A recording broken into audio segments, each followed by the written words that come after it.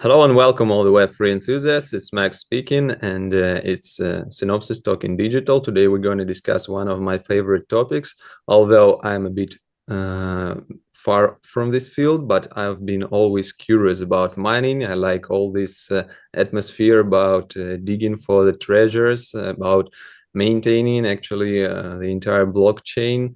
And actually the one of its aspects which goes on proof of work, but still it's like 99%, I believe, of all the industry. And today we have two experts who will share their insights and their overview of the industry. So today, please meet our speakers, Vlad and Eugene, and let our speakers briefly introduce themselves. So let's start with Vlad. How is it going? A few words hi about this. everyone. So I'm the CEO and the founder of the company AsicXchange. We're based in Montreal, Canada. We've been in the industry since 2018. Our main goal, business goal, what we do, we buy and sell equipment all around the world. We help companies buy equipment and renew it to new ones. We've been working all around the world, so we do have experience in countries as Argentina, Venezuela, United States, Canada, Ethiopia. We did have some experience in Russia, and basically, for now, that's it. That's a brief explanation about me. Okay, thank you, Eugenie. Hey everyone, I'm currently Director of Business Development at EMCD, which is a mining pool company with almost 3% of global Bitcoin hash rate. Before EMCD, I used to be a founder of Wellsburg mining pool with 0.5% of global Ethereum network. I'm deep in crypto from 2016, and currently I'm helping EMCD to grow not just a mining pool business, but also develop and grow as a fintech infrastructure. Thank you for having me here. Yeah, nice to meet you guys, and let's get our discussion going. So the first question to start with is a general overview of the situation in the market and what is happening in the mining market right now. What trend are currently being observed? Evgeny, maybe you can start. Yeah, sure. I think that one of the biggest trend that we need to observe if you want to grow in this market is regulatory changes, because it's not what we can expect in United States, but also in other countries like Russia, like other CIS region countries.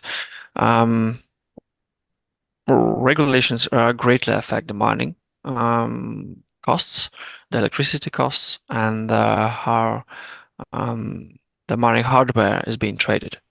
So we are at EMCD observe what's happening on these market in this region, like on a daily basis, and we are really looking forward to see once the mining will be fully regulated. It will allow whole market to grow. Okay, get it. Vlad? Well, first of all, what I do see is a rise of institutional mining. There has been a notable interest in institutional interest in the Bitcoin mining. Large financial institutions, hedge funds, and huge corporations are getting into the game now. And I would say the main trend that would be is the technological advancement in ASICs. So there's more and more companies are getting into the game of Bitcoin mining, production of ASICs. So there will be not only few measured players as we know currently, Bitmain and WhatsMiner, and some as well Canon. There's also companies from United States that are starting to produce and get into the production of Bitcoin mining machines. Okay, get it. So currently more and more institutional players are getting on board, and the regulation is still one of the main questions. Actually, it's like the same for the entire industry. So we are recording interviews like on a weekly basis. And whenever it comes to the current trends or whatever, it's all about regulation and getting more and more institutional investors and players on board. So we see that the trends are actually the same for the entire industry. Okay, let's talk about some forecasts for the upcoming years. And how do you think will the mining market develop by the end of the year and in the upcoming years? Vlad, what do you think of it? Well, first of all, as you all know, that we just passed the halving. So most of the companies that were ready and got prepared of upgrading their equipment, or they had the correct power price that they could continue to run their old equipment. So that means the market volatility and economic factors are very important on the Bitcoin price and on the price per kilowatt and the geopolitical location. So for me to answer this question, what will be by the end of the year? It's all speculation. It all depends on the I would say on the election of Trump. It depends on the new regularity of how we will be how the United States regulation will be done for Bitcoin mining. So I would say currently, if talking about United States, we had a big shift from China that they got banned for mining, and it did actually change globally the industry. Most of the miners from China, they moved or to Russia or to United States. We do see a big development of Chinese miners in the United States right now. So I think it's going to continue the same way. The issue that we currently see as now, there's not enough power in the substations or in the electrical company to give for data centers. So we see a huge switch from Bitcoin mining to AI, where the Bitcoin miners are providing services for big companies as Google, Microsoft, or for any AI production. So we do see a switch of companies getting on half Bitcoin mining, half AI. So that's what I see by the upcoming year. Sounds exciting and pretty interesting. Evgeny, what are your forecasts for the upcoming future? And since I'm following the technology, so I'm looking into new technology base for ASICs production. Have you seen the optical chips that Intel is developing right now? Are you aware of it? Yeah, so like I'm really curious what will happen when Bitmain start to produce like new ASICs based on the new technology. Will the hash rate will greatly increase of every single ASICs? And also I'm curious what will happen with the Bitcoin algorithms when we will see the huge increase in the hash rate per every dollar invested. So my prediction like for the future for the mining is that in the near future, like near a couple of years, we'll see the same amount of growth in hash rate. We'll see the same amount of miners connected, more investments in mining. There will not be a hockey stick growth for the next like couple of years for sure, but for it, we'll need to change the technology itself for the ASICs production. Okay, get it. So the future is interesting as always, and we'll see how the technologies will contribute to the changing landscape of the market. Okay, yeah, correct.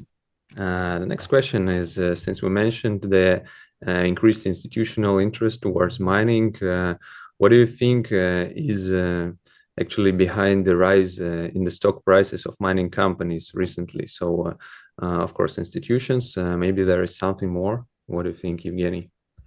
I think that for institutions, it's safer to invest in publicly traded companies rather than in Bitcoin itself, since it's not clear how Bitcoin will be regulated in like the next couple of years. Institutions like face huge risks behind that, and I think that for it's easy and safer to invest, let's say, in Marathon that mine and produce Bitcoin and stores it, right? And not spending it anywhere. Moreover, this Bitcoin comes straight from the coin-based transaction, right? And it has 0% AML risks and will ever have 0% AML risk.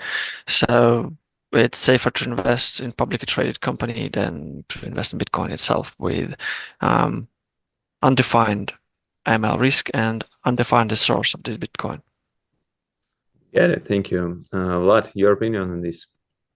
Well, I totally agree with Evgeny what he did mention right now, and I just would like to add on my previous answer for the prediction a couple of years.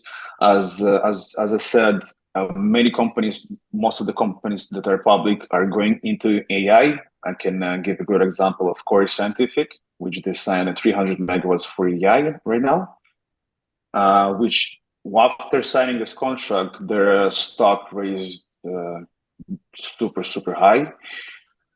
So that's saying many companies are repeating after Core Scientific. A lot of them are going to AI, and for institutional investments, that's one of the best and most trendy stuff to invest right now. Now, if we talk only about Bitcoin mining, I would say what Evgeny mentioned, that's the best investment for institutionals because it's the safest way of making sure that everything goes by the plan. Okay, thank you. So it's great to see the consensus in between of the experts. So okay, let's move on to the next question, and it's why do you think are investors actually buying up shares? And continuing the topic of predictions, how will the mining market change if Donald Trump wins the election? Vlad, let's continue with you. So I believe once Donald Trump will win the election, it will open doors of heaven for Bitcoin mining, or in general for Bitcoin. That's my opinion about that. I believe that why the investors are buying the shares. Well, after the halving events, they do see that we're been developing the industry so much. The industry did involve in the past 10 years very like differently from what we used to be of mining GPUs and mining right now with thousands of miners or thousands of megawatts in one facility or 300 megawatts in another facility. So we're getting much more mature as an industry, and the raising Bitcoin price also makes the other companies or shares to buy. So my opinion about the Donald Trump administration, why it would help. First of all, he will make energy policies that would allow Bitcoin miners or any other data center to be equal, because currently, as you know, Bitcoin miners and data centers, they're not equal in rights. So I can give you a very good example. As I'm Quebec. In Quebec, we have the following problem. So if you're a Bitcoin miner, you're gonna pay 15 cents per kilowatt. But if you're just a data center for a cloud or any AI, you're gonna pay 3 cents a kilowatt. Oh, so yes. So that's the energy policies that we do have for that specific business, which is unfair completely. I would say the trade policies would need to be fixed, and I think that would be done by the administration of Trump, that he will understand. And obviously, Trump wants to keep all the industries in America. He does not want other companies to go mine in, let's say, in Argentina or in Venezuela or in Paraguay. He wants to keep the business and have those companies pay the taxes, develop the country. Because for you just to understand, to be able to build the 300 megawatts substation, it takes, first of all, it takes so much money. But on the other hand, let's say your city does not have enough energy on a hot day or a cold day. So you're able to close the mining facility for a few days or 1 day or 2 days, which is called curtailment. And you can give back the energy to the city, which the miners will be like a battery. So, for example, that's what happened in Texas State. They had very hot days and did not have enough power in the substation because everyone was using ACs. Now, before the Bitcoin miners, they would have just a shortage of electricity and they would shut down the whole city. So no electricity for the whole city. Now, in our case, what happens, the miners are being like batteries. You need energy, you go to the miners, you shut them down for X amount of time, you buy the electricity from them, and then you're able to use. Before that, you would not build a 300 megawatt substation just for a case like that. But now, they're miners are mining, they're paying the money for the electricity, and they're acting like as a battery for the city, which is a great news. Okay, got it. Pretty much detailed. So, Evgeny, what scenarios do you keep in mind regarding this question? After explanation of Vlad, I have nothing to add. It's just like, I totally agree. And moreover, since I'm not into politics of United States, so I can comment on an expert level here right now. So, yeah, thank you so much, Vlad, for such a great explanation. Yeah, it was pretty much detailed. And I don't know if you could maybe add something.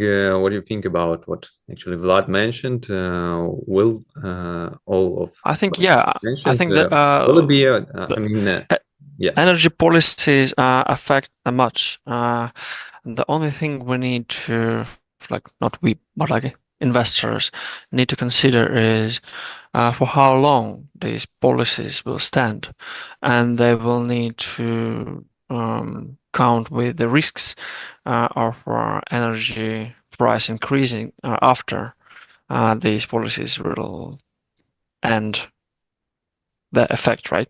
So like since here so much risks, I think investors will keep invest in the new facilities, but also I think for the next couple of years it will be more wiser to like expand the current facilities we already have rather than to create new ones.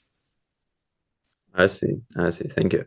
So let's talk a bit about the legal aspect of mining, and just to give a general overview, maybe all around the world or in the regions you are familiar with.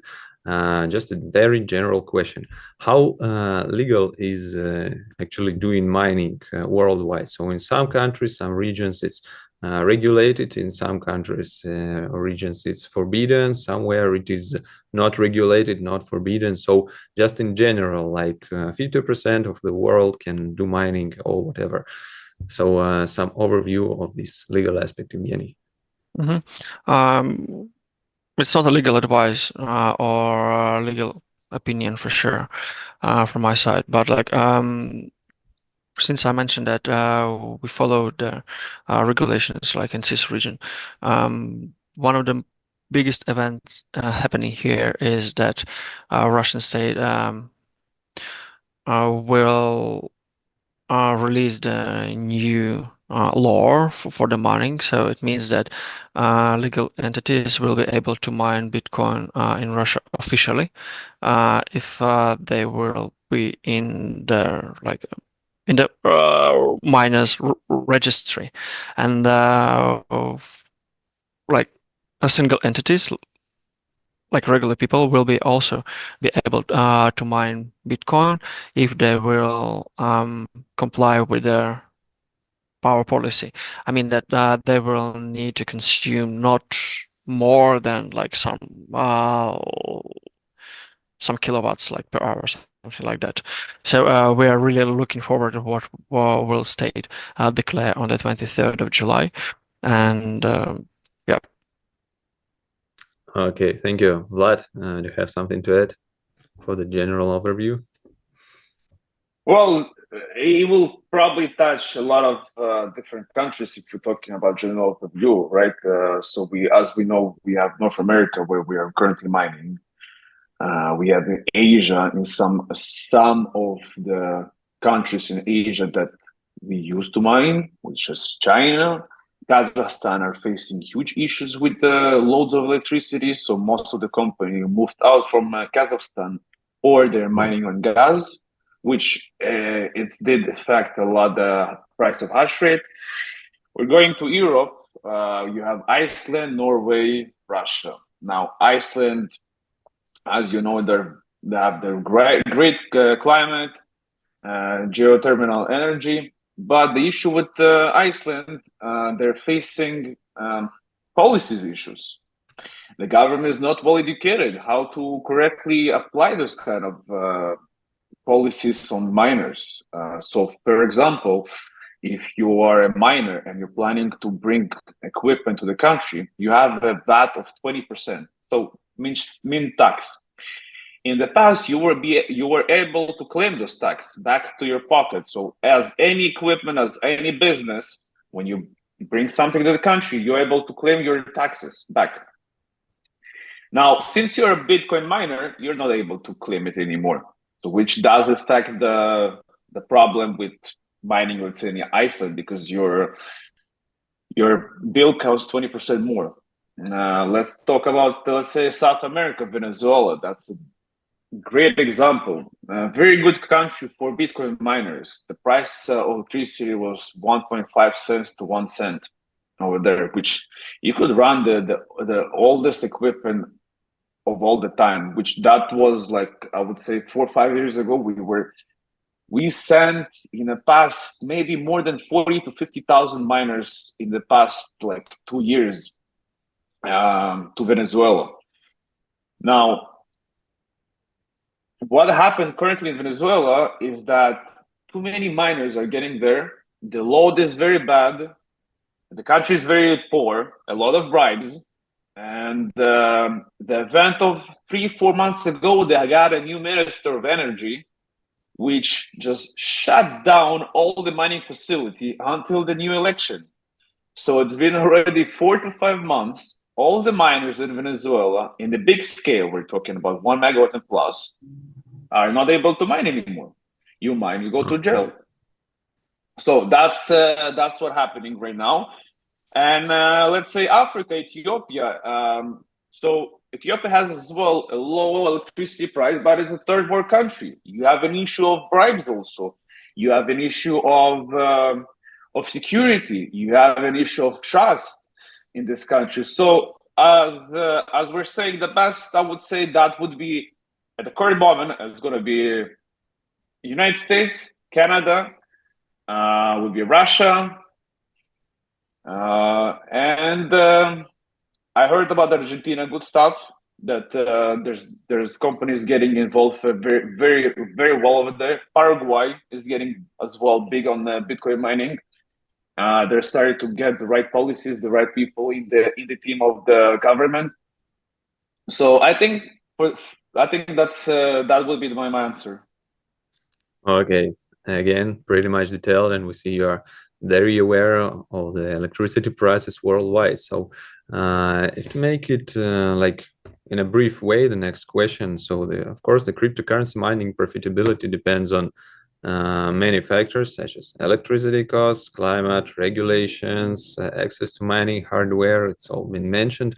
Could you just briefly give like top 5 maybe countries or regions of the world which are right now the most profitable to mine cryptocurrencies? Sure, that's gonna be Texas, Washington, Wyoming, Quebec, in Canada. I would say Norway, Well, that's interesting. I just was going to hear something about some Asian regions or whatever, and it's a very interesting view. So, Evgeny, what are your top 5, 10 countries, regions for mining cryptocurrencies right now? It obviously depends like on the electricity price you have right now, because you can have really good prices even somewhere in Europe, like depending on the program from the government, or depending like on um, your facility. Because like for example in Russia we have companies that convert the bad emissions from the production sites, right, into the energy. And actually, these are one of the greenest like Bitcoin mining facility here. We will speak about top 5 countries for like my broad view without any like deep dive analysis. I could say like it's Russia, obviously. It's also it adds up that we have greatly like decrease a cost of our currency here. So like about 30-40% comparing to like a previous year or two, right? So it's Russia, it's the United States, Argentina, I could say. I'm not like well aware of energy prices in Norway, unfortunately, but like yeah, so it's top 3 for me. Okay. I'm not considering other countries where the price of mining is very low due to illegal activities. Um, so I truly believe that most of the miners are still mining in Venezuela, but they're not allowed to. I'm only like talking about countries where I can legally like actually mine Bitcoin. Okay, got it. Thank you. And we're getting to the next question, which is like a combination of all that's been discussed before. So it's about China, and it's about how China plans to lift the restrictions on using the cryptocurrency, and it's again about the forecast and predictions. So if these restrictions happen, how will mining market react to this event? What do you think, Evgeny? I think if China will lift all the restrictions, the first ever who will start mine is Bitmain there. So I don't know, like mm, it will be like huge growth. Really, it will be huge because it will be actually like like everyone will immediately go to China because obviously um not obviously, but like I don't believe that they will lift all restrictions and they will regulate this market very well. My experience shows me that often government when do something good in one place, they forget about something in other place, and we will see the how other countries and other miners and investors will try to exploit these events. So forecasting the future is not like what I usually do, but like I'm really curious about it, and um, I truly believe that if China will lift restrictions regarding the Bitcoin mining, almost everyone in the world will try to do the Bitcoin mining in China. Okay, got it. Vlad, what is your opinion on this? Well, first of all, the hash rate will explode like double, I would say. For sure. Well, you need to understand that the production of the Bitcoin machines will be produced in China, which you save so much money on the logistics. You be able to invest more in the data center or the mining facility. And the time will take you 2-3 days to deliver your machines instead of delivering them 2 to 3 weeks to other countries, right? So that would be the first thing, and you will get extra gigawatt of energy because if China will lift their restrictions, you're gonna receive another, like I would say, maybe 5, 6, even 10 gigawatts just one shot on the market, which probably will raise, I would say, maybe 10-20% of the hash rate. But if that continues to more gigawatts, well, we're gonna double it. That's for sure. It would take probably a year, but we will double the hash rate significantly fast. And but I doubt that it would happen unless they will do some crazy regulation to make sure that the Bitcoin doesn't go from the country, or you have to exchange it in their specific pools, or you got to use only their pools. So I think it will take time until China will come with some good plans to lift the restriction of the cryptocurrency, of basically Bitcoin mining. Got it. Thank you. So actually, that's it for today with all the prepared questions. So it was pretty much insightful, and some answers were truly unevident for me, actually, like about the regions, about the regulations. But as we see, all the narratives currently are all around the regulations, and we'll see how the future will show up itself. So thank you very much, Evgeny and Vlad, for joining in. Looking forward to see you in the next episode, probably. Have a great day, or whatever is in your regions. Thank you very much. Thank you so much. Thank you for having me. Yeah. Thank you. And thank you guys for watching us till the end. Stay tuned, and see you in the next episode. Bye-bye.